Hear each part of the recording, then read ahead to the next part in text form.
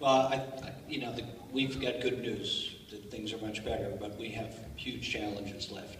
And I can speak from the transportation and the health and human services perspective, although we've put a lot of money into education, and I know it's not adequate, but it's a huge step forward. In other parts of an important, robust California economy, we've got challenges. So on transportation, we are $300 billion short on our funding requirements just to maintain the current infrastructure for the next decade.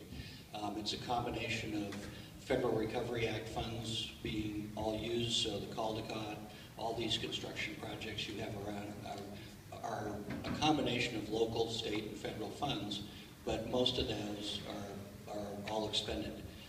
And then what wonderful things we've done on making fuel efficiency. We're the head of the world in terms of making our fleet more efficient. So the problem with that is our gas tax revenues are going like this, which we usually rely on. So this is a long way of saying when we talk about adequacy in education, what Joan and Susan have both said, this is a priority for us, but we have other priorities that we have been deferring. So it's going to continue to be a challenge, and I think part of the success of this group and the PTA statewide is your engagement. That you have, as Susan said and Joan said, your engagement helped us with the local, with the LCF. I remember spending an hour in the Director of Finance's office going through each school district in my Senate district, and Dublin was a particular challenge for reasons that I'm not sure I understand to this day. But we really worked hard, because you worked hard, to make sure that the formula worked. Is it adequate? No, it's not adequate, but we've come a long way in a short period of time, and your continued engagement will make sure that it will continue to be a priority. One of the things we did in the Finance Committee was that we came forward with a clear priority statement while we were doing the budget last year around the issue of per pupil spending, and saying it's just not okay that we continue to languish in the bottom 10 states, the 40 to 50 range, that we must make an effort. Some could say that's a bit of a pipe dream, that we're never going to reach the levels of spending that other states do.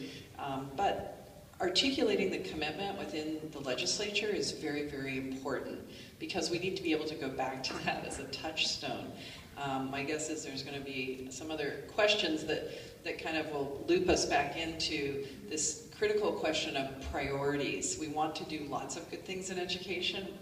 Can we afford to do them all simultaneously? Probably not. That doesn't mean we don't have a commitment, but our commitment has to be ordered. And I think per pupil spending and adequacy is something that we've clearly said we must be doing better. We must try to get towards the median.